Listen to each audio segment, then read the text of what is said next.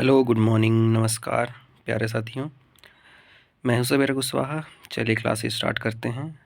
अभी तक हम शिक्षण अभिवृत्ति के इस सीरीज़ में अवधारणाएं, उद्देश्य, शिक्षण का स्तर और विशेषताएं पढ़ चुके हैं। आज हम इस क्लास में मूल अपेक्षाओं को पढ़ेंगे। तो मैं आशा करता हूं कि आज सभी लोग पेन और कॉपी लेकर के बैठे होंगे, क्योंकि नोट्स बनाना कंपलसरी है। चलिए आइए क्लास स्टार्ट करते हैं। तो पहले हम अपेक्षा का शाब्दिक अर्थ समझ लेते हैं। अपेक्षा का मतलब होता है स्वयं की कुछ एक्सपेक्टेशंस। हम कुछ आशा लगा लेते हैं। ठीक है, किससे आशा लगा लेते हैं? उस होने वाली घटना से। मान लीजिए कि कोई व्यक्ति है, वह किसी वस्तु या फिर किसी परिस्थिति या फिर किसी घटना से विशेष प्रकार की आशा लगा लेता है कि ऐसा होने वाला है या ऐसा होगा। ठीक है, इसको हम एक उदाहरण से ऐसे समझ सकते हैं कि एक जो छात्र होता है, वो अपनी परीक्षा में अच्छे अंक लाने की अपेक्षा कर सकता है। ठीक है, और जो माता पिता होते हैं, वह अपने बच्चों के अच्छे आचरण की उम्मीद कर सकते हैं। तो इस तरीके की एक्सपेक्टेशन को ही हम क्या करते हैं? अपेक्षा कहते हैं। तो शिक्षण की मूल अपेक्षाएं, तो शिक्षण की जो अपेक्षाएं होती हैं वह छात्र से होंगी और साथ ही साथ शिक्षक से होंगी। तो जो शिक्षण होता है वो छात्र और शिक्षक से क्या क्या चाहता है, हमें इसी सेक्शन में पढ़ना है। तो चलिए स्टार्ट करते हैं। लिखा हुआ है कि पहला है स्पष्ट उद्देश्य। शिक्षण का उद्देश्य स्पष्ट और सटीक होनी चाहिए। उदाहरण, विद्यार्थी को किसी विशेष अवधारणा का पूर्ण ज्ञान हो।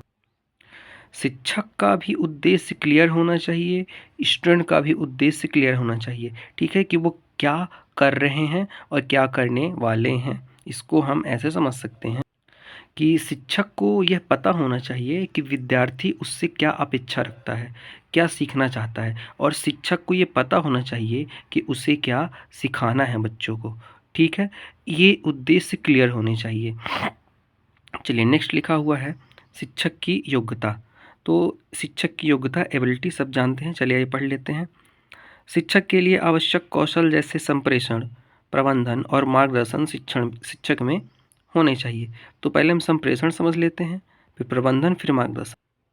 तो संप्रेषण एक ऐसी प्रक्रिया होती है जिसमें जो शिक्षक होता है और साथ ही साथ यदि कोई व्यक्ति है, तो वह संप्रेषण के माध्यम से व्यक्ति या अपने विचारों को, अनुभवों को दूसरों तक कैसे पहुंचाएगा, ये हम संप्रेषण में देखते हैं। संप्रेषण में 3 प्रमुख तत्व ऐसे होते हैं जिसको हम प्रेषण बोलते हैं, और संदेश और माध्यम भी बोलते हैं। साथ ही साथ इसमें प्राप्तकर्ता भी होता है।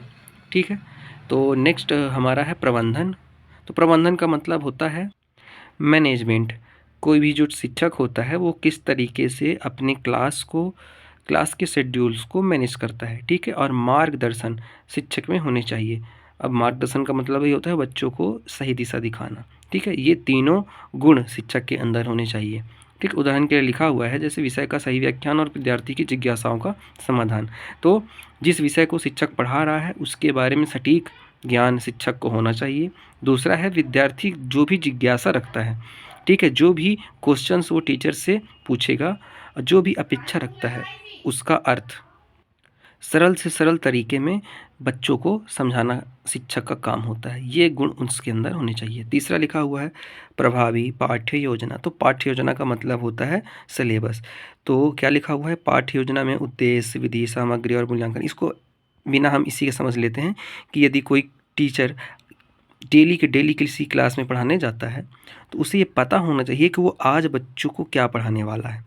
ठीक है, वह क्लास में जाने से पहले ही पूरी तरीके से प्रिपेयर हो जाना चाहिए। ठीक है, और उसे किस तरीके की सामग्री का उपयोग करना है, आज प्रैक्टिकल नॉलेज देनी है, ठीक है, या थ्योरेटिकल नॉलेज देनी है, ये सब कुछ टीचर्स को पहले से ही पता होना चाहिए। ये उसके लेसन प्लानिंग में पहले से शामिल होना चाहिए। चलिए नेक्स्ट लिखा हुआ है प्रेरणा, मोटिवेशन। शिक्षक को विद्यार्थियों में रुचि और जिज्ञासा जगाने के लिए प्रेरक दृष्टिकोण अपनाना चाहिए। तो प्रेरक का मतलब मैंने पहले भी बताया है, क्या होता है? मोटिवेशन। तो शिक्षक जो होगा वो मोटिवेटेड होना चाहिए खुद भी, तब वो जा करके क्या करेगा? बच्चों को मोटिवेट कर सकेगा। क्योंकि जो बच्चे होते हैं वो पारिवारिक तनाव से या मानसिक तनाव से या किसी भी प्रकार के तनाव से ग्रसित होते हैं, तो उनके अंदर की जिज्ञासा धीरे धीरे दबने लगती है। तो शिक्षक यदि खुद मोटिवेट होगा तो वो बच्चों को मोटिवेट कर सकता है कि आप पढ़िए, याद करिए, ठीक है, या फिर वो जो टॉपिक आज पढ़ाने वाले हैं वो कितना रुचिकर है। बच्चों को कितना इंटरेस्ट आएगा, ये समझाने में शिक्षक योग्य होना चाहिए। ठीक है, उदाहरण के लिए शिक्षक में रुचिकर कहानी या उदाहरणों का उपयोग करना चाहिए। तो जब लेसन प्लानिंग करेगा कोई भी शिक्षक, तो वो लेसन प्लानिंग में ऐसे ऐसे उदाहरणों को अपनाएं जो काफ़ी रिलेटेबल हो। ठीक है, जो छात्र होगा उस उदाहरण को अपने से सीधे प्रत्यक्ष तरीके से जोड़ सकेगा। विद्यार्थियों को संवाद, प्रश्न पूछने और गतिविधियों में भाग लेने के लिए प्रेरित करना चाहिए। तो जो हमारा शिक्षक होगा उसका ये कर्तव्य बनता है कि वह बच्चों को मोटिवेट करे कि आप हर एक एक्स्ट्रा करिकुलम एक्टिविटीज़ में क्या करें, पार्टिसिपेट करें। ठीक है, और आपकी जो भी क्वेश्चंस हो, जो भी क्वेरीज़ हों, वो हमसे पूछें। देखिए क्या होता है, जो शिक्षण प्रक्रिया होती है उसमें शिक्षक केंद्रित तो शिक्षण प्रक्रिया है ही, साथ ही साथ विद्यार्थी केंद्रित प्रक्रिया भी है। तो यदि विद्यार्थी क्या है, सक्रिय रूप से भागीदारी करेगा तभी शिक्षण प्रक्रिया सफल हो पाएगी। ठीक है, उदाहरण के लिखा हुआ है समूह चर्चा, प्रोजेक्ट वर्क। ठीक है, तो समूह चर्चा मतलब ग्रुप डिस्कशन और प्रोजेक्ट वर्क तो होना ही चाहिए। चलिए नेक्स्ट लिखा हुआ है शिक्षण सामग्री का उचित उपयोग। तो यदि कोई टीचर पढ़ाते समय अपनी जो सामग्री है उसमें चार्ट का यूज़ करेगा, मॉडल, पावर पॉइंट, प्रेजेंटेशन, इन सब का यूज़ करेगा, तो ये बच्चों के इंटरेस्ट को जगाएगा। ठीक है, इससे शिक्षण प्रक्रिया को क्या बनाता है, ये सरल बनाता है और साथ ही साथ बच्चों के लिए रुचिकर भी बनाता है, उनका इंटरेस्ट आता है। ठीक है, उदाहरण के लिए लिखा गया है विज्ञान विषय में प्रयोगात्मक सामग्री का उपयोग करना। ठीक, लेबोरेटरी में ले जा करके बच्चों के साथ क्या करना, प्रयोग करना और बच्चों को सिखाना। ठीक है, नेक्स्ट लिखा हुआ है समायोजित क्षमता। ठीक है, एडाप्टेबिलिटी। इसका शाब्दिक अर्थ होता है, समायोजन का शाब्दिक अर्थ होता है, समायोजन का अर्थ शाब्दिक अर्थ ये होता है कि आप अपने बदलते परिवेश में या फिर बदलती परिस्थिति में क्या करें, अपने आप को उसी परिस्थिति के अनुरूप ढाल लें। ठीक है, अब लिखा हुआ है यहाँ पर शिक्षक को विद्यार्थियों की क्षमताओं, रुचियों और आवश्यकताओं के अनुसार शिक्षण प्रक्रिया को अनुकूलित करना चाहिए। तो अनुकूलन हम पहले भी पढ़ चुके हैं। तो शिक्षक केवल यही काम होता है कि जिस भी क्षमता का स्टूडेंट होगा उसे उसी तरीके से बढ़ाना है। ठीक है, यदि कोई स्टूडेंट बहुत वीक है पढ़ाई में, तो शिक्षक को ये ध्यान में रखना है कि ये बच्चा 0 है और उसे उसी हिसाब से, उसी बेसिक से स्टार्ट करना है पढ़ाना। ठीक है, और जिस भी क्लास में टीचर जाएगा तो वहाँ के बच्चों की रुचि उसको पता होनी चाहिए और उसी रुचि के हिसाब से वो हर क्लास में अपने आप को चेंज करता रहेगा। ठीक है, ताकि बच्चे भी क्या हो जाएं, अनुकूलित रहें शिक्षक के साथ। अब लिखा हुआ है उदाहरण में सीखने विद्यार्थियों के लिए सरल भाषा का उपयोग करना। वही जो बच्चे बहुत वीक हैं उनके लिए टीचर क्या करेगा, धीरे धीरे बच्चों को सिखाएगा। नेक्स्ट लिखा हुआ है मूल्यांकन की व्यवस्था। तो मूल्यांकन की व्यवस्था हम पहले भी पढ़ चुके हैं, इसके पहले वाले वीडियो में मैंने जिसका लिंक डिस्क्रिप्शन में दिया हुआ है, देख लीजिएगा। लिखा हुआ है यहाँ पर शिक्षण प्रक्रिया में नियमित मूल्यांकन होना चाहिए ताकि विद्यार्थियों की प्रगति का पता लगाया जा सके। ठीक है, तो जैसे उदाहरण के लिखा हुआ है कक्षा में लघु परीक्षाएं या क्विज, मतलब कि क्लास में टेस्ट हमेशा कंडक्ट कराते रहना है। साप्ताहिक टेस्ट सबसे इम्पॉर्टेंट होता है। ठीक है, और साथ ही साथ यदि कोई चैप्टर कंप्लीट होता है तो उसके बाद जो टेस्ट लिया जाता है वो भी काफ़ी महत्वपूर्ण होता है। तो टीचर्स इन सभी चीज़ों का ध्यान रखेगा, तब जा कर के बच्चों का जो परफॉर्मेंस है उसको टीचर ट्रैक कर पाएगा। ठीक है, अब यहाँ पर मैंने शॉर्ट में लिखा हुआ है, मैं इसको समझा देता हूँ, आप अपने नोट में नोट कर लीजिएगा। लिखा हुआ है अनुशासन। शिक्षण की सफलता के लिए कक्षा में अनुशासन बनाए रखना बहुत ही आवश्यक है।